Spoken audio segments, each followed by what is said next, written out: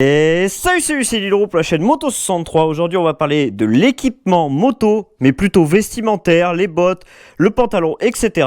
Mais en attendant, je vous mets un petit extrait de la balade.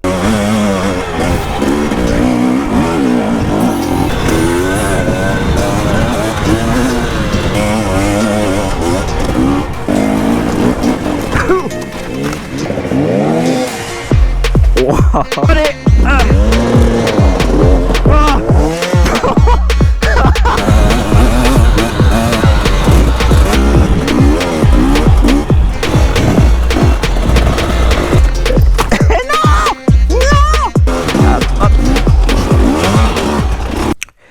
Bon les gars, vous allez vous demander pourquoi on se retrouve dans le garage encore une fois. La dernière fois on s'est retrouvé pour tester les leviers. Donc ce qu'on va faire, c'est qu'aujourd'hui on va changer de levier. J'ai pris un autre modèle, donc on va tester, voir ce que ça vaut, etc. Quel ressenti on a au niveau des doigts, etc. etc. Mais un nouvel article est sur la boutique. Vous me l'avez beaucoup demandé. Par cet article, j'étais pas très chaud pour le sortir. C'est la petite pédale de frein rallongé. Vraiment, j'étais pas très chaud parce que j'avais pas trouvé de la qualité. J'en avais acheté plein, j'avais essayé plein de fournisseurs différents et il y avait rien qui m'avait vraiment plu. Et après avoir testé l'année dernière une sorte de patte, j'ai vu que celle-là convenait et puis était plutôt qualitatif. Donc j'en ai fait faire à ma marque, comme vous m'avez demandé. C'est pas un article franchement que je voulais vraiment sortir absolument, etc. C'est vraiment parce qu'on me l'a beaucoup demandé. Sinon, honnêtement, je ne l'aurais pas sorti plus que ça. Je pense qu'il y a déjà des fournisseurs qui existent, mais bon, on me l'a demandé, je vous l'ai fait. Hop, le voilà. Là, c'est le nouveau levier. Là, la petite patte, regardez, petite patte MBL. Regardez, petite patte MBL avec le levier gravé MBL en gros. Bon les gars, la petite patte est bien mise. Sur la pédale de frein, la petite patte. Oh là là, mais comment je parle moi? Là aujourd'hui, on va parler d'équipement. Alors j'ai changé mon micro, j'espère que vous allez bien entendre. Vraiment là, je peux pas faire mieux, je pense. Un petit micro, tu sais, c'est un Rode avec le boîtier Media Mode. Parce que je pinaille dans les réglages de son, etc. Je suis obligé de faire en montage des passages bas, on appelle ça. C'est-à-dire réduire le bruit de la moto, etc. Et ça me saoulait, ça me prend trop de temps au montage. J'ai moins le temps avec l'entreprise et tout, donc j'ai essayé que la base soit meilleure. Voilà, j'ai fait un peu le radin de base entre guillemets. Alors, on va parler de l'équipement qu'il faut avoir, c'est-à-dire bottes, vêtements, etc. Ce qu'il faut choisir, ce qui existe, je pourrais pas tout passer. Alors il y en a peut-être qui vont me dire ouais mais t'as oublié ce mode. Tu vois, ça c'est chaud hein, de rouler en même temps, c'est de rester concentré.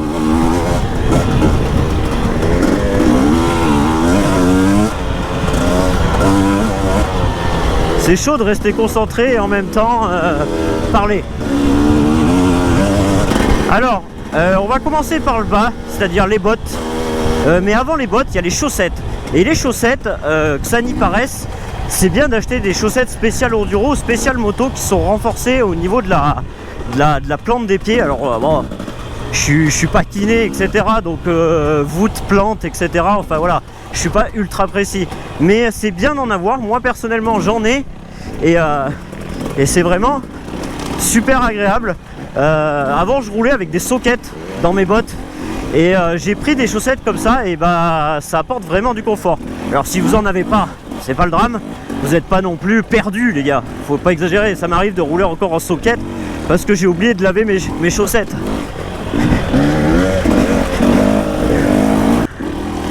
Alors les bottes, moi j'ai toujours roulé avec des Alpinestar. Alors toujours, non, au début tu sais j'ai roulé avec les bottes avec des embouts en ferraille un peu que tu trouves dans les alentours de 100 ou 130 euros. Ça faisait très bien l'affaire. J'ai pu m'offrir, on m'a offert en plus des CD Crossfire 2. Ça fait 5 ans que je les ai. C'est vraiment de la frappe, c'est trop bien. La semelle se change, donc quand elle est usée, ça peut changer. C'est vraiment trop bien. Dans les modèles haut de gamme, j'ai essayé les Tech de chez Alpinestar. Honnêtement, on va pas se mentir, je les trouve un chouïa plus confortables que les CD. Mais je sais pas comment l'expliquer, mais je me sens plus agile, on va dire. Alors plus agile, c'est peut-être un peu trop en faire. Mais par contre, le point négatif, c'est qu'on peut pas changer les semelles. Ou on peut le faire, mais il faut renvoyer la botte chez Alpinestar. Il la décolle, il la recolle, la semelle, etc. Donc ça prend du temps. On reste une semaine, 2 semaines, voire 3 semaines sans botte. Je trouve pas ça trop ouf. Après, je critique les marques et j'ai aucun problème avec ça. Je suis pas payé moi pour dire du bien sur les marques ou quoi que ce soit, donc rien à foutre.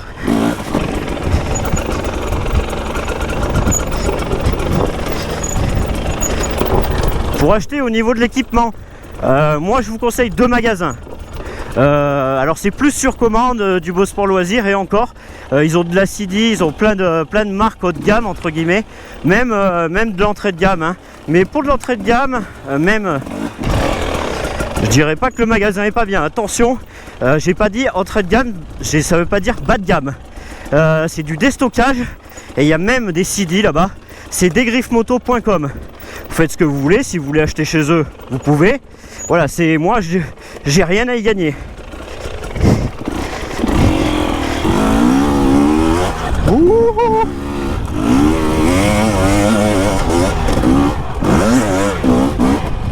Vous pouvez aller dans ces magasins, hein, desgriffesmoto.com, c'est du déstockage, donc des fois il y a des super affaires à faire. Je vois, il y a des bottes, des fois elles sont à 100 €, elles valaient 180, donc ça vaut valoir le coup. Après c'est l'année d'avant, mais qu'est-ce qu'on en a à foutre quand on sait qu'on garde les bottes 5 ans, comme moi, honnêtement.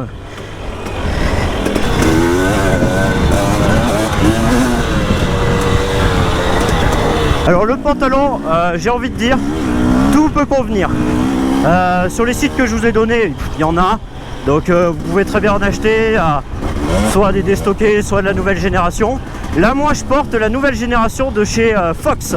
Je vous les montrerai quand je serai arrêté là. Alors j'attends et je vous montre quand je suis arrêté.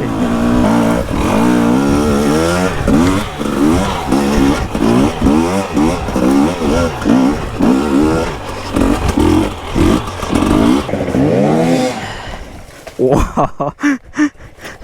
En plus il a l'air d'avoir une marche et tout.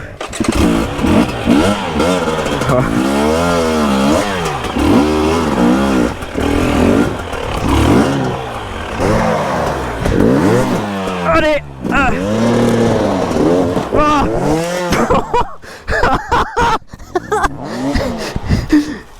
putain. Je vous parlais de ma tenue, vous savez, il y a 2 tenues, donc une stretch et une autre, mais celle-là elle est plus stretch. Enfin, vous verrez pas la couleur quoi de toute façon. J'utilise, comme vous avez pu voir, le stretch là, le Fox Stretch, celui qui est un peu en élastane là. Enfin, je sais pas totalement comment ça s'appelle, je vous le mettrai si, sur le côté de la vidéo là si je trouve. Sinon moi j'utilise ça l'été en mode stretch, et puis l'hiver j'utilise celui qui est épais. Pour moi il n'y a que 2 types de tenue enduro, c'est celle-là. Au niveau des t-shirts, pour moi tout se vaut un petit peu. Il n'y a pas vraiment, mis à part l'esthétique, mais l'esthétique j'ai pas envie d'en parler, hein. C'est vraiment à quoi ça va servir, etc. Pour moi tout se vaut un peu.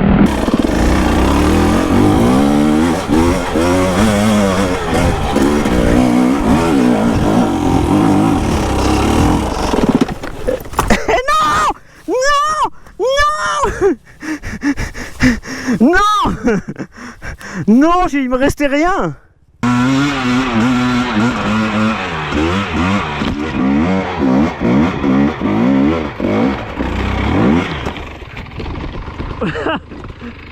Elle est passée. On va parler du gilet, du pare-pierre. Alors là il y a beaucoup à dire. Je vais vous parler de mon ressenti et de ce que j'ai fait, ce que j'ai vécu, ce que je connais. Alors moi je faisais un petit peu de dirt quand j'étais gamin, et j'ai acheté au marché un pare-pierre. Et ben il a fait son temps, il fonctionnait plutôt pas mal d'ailleurs. J'avais payé ça 30 €, c'était une copie de... C'était une copie du Fox, tu vois.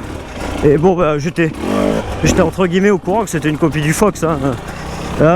Il a fait son temps. Quand j'ai commencé l'enduro, Il a fait 1 an et je suis tombé sur une pierre ou sur le sol un peu dur, je me rappelle plus trop comment c'était fait.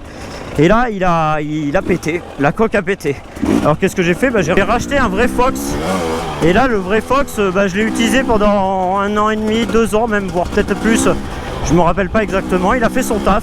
Je suis tombé, il a jamais pété, alors comme quoi peut-être mettre le prix dans un parterre ça vaut le coup. Et là moi je travaillais à cette époque là en mécanique moto dans un garage. C'est que j'ai regardé les pare-pierres un peu plus précisément parce que pour moi la sécurité ça n'a pas de prix et j'ai acheté le Scott 3DO ou D3O, je sais plus comment ça se dit, je confonds toujours. J'ai acheté, il coûtait cher, je crois qu'il vaut 240, un truc comme ça. Alors oui c'est cher. Quel prix à votre sécurité? On met 10 000 € dans des motos, des fois on met un peu moins, mais bref on met des sommes astronomiques. Des fois dans un kit déco on met 200 balles, est-ce qu'il vaudrait pas mieux mettre dans un gilet de protection? Je sais pas, à vous de voir ça, c'est à vous de répondre à cette question. Vous seul pouvez savoir. Personnellement moi je pense que ça vaut le coup, donc j'ai acheté celui-là et j'ai jamais été aussi content qu'avec ça. Pourquoi? Parce que c'est fin, regardez mes bras, regardez, on dirait que j'ai... Alors je sais pas si on va bien voir, on dirait que j'ai rien du tout, c'est incroyable.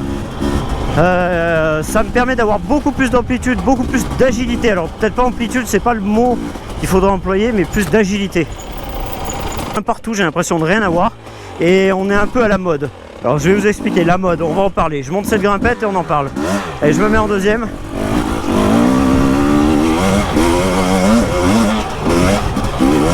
C'est raide, hein. Très raide.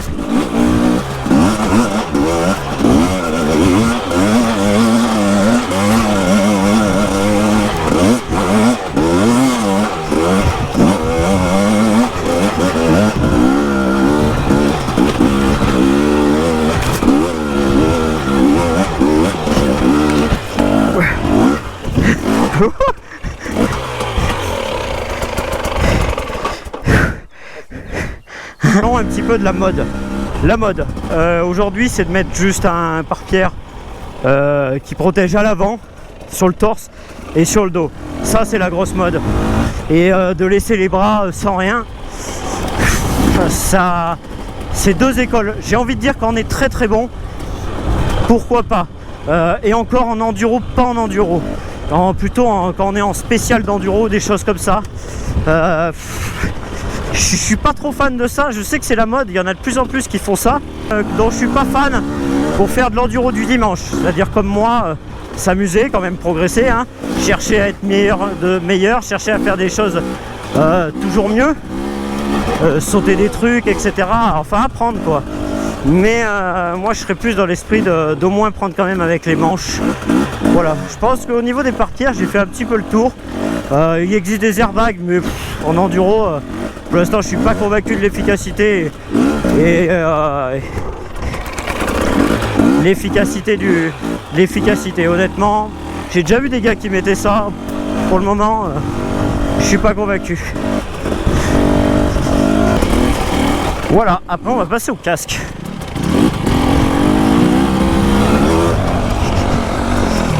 Alors là, on va parler des casques. Les casques, je vais diviser ça en 3 catégories.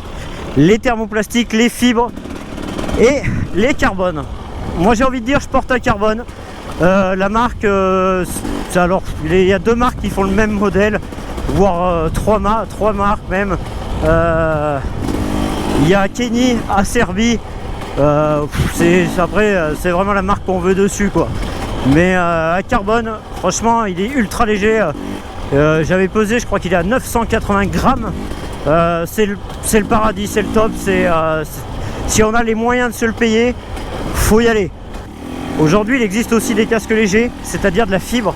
Rapport qualité-prix imbattable, ils sont pas aussi légers que du carbone, mais même si le carbone ça reste de la fibre aussi. Hein, mais ils sont pas aussi légers, mais ils sont presque tout aussi légers et ils sont bien moins chers. Rapport qualité-prix, je sais que par exemple, il y en a un des griffes moto là, un noir, un LS2. Il s'appelle le FF 300 quelque chose, 327 peut-être, ou pire je vous mettrai la photo du casque. Rapport qualité-prix c'est le top et c'est en fibre. Le thermoplastique aujourd'hui, je dis pas que c'est cramé,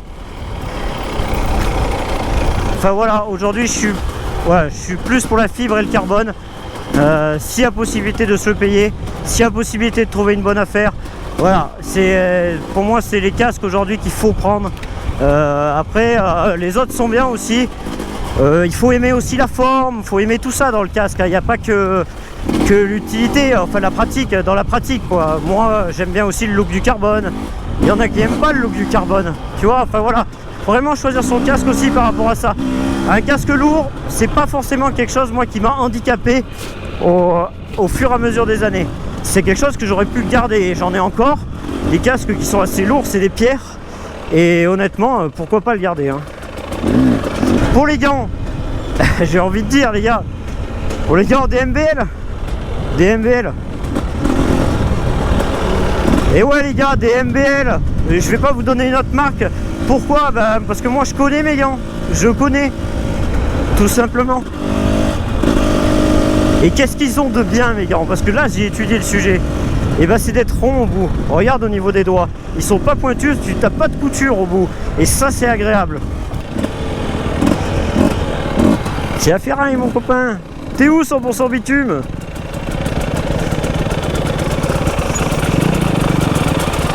Oh, vous embêtez pas, hein, c'est...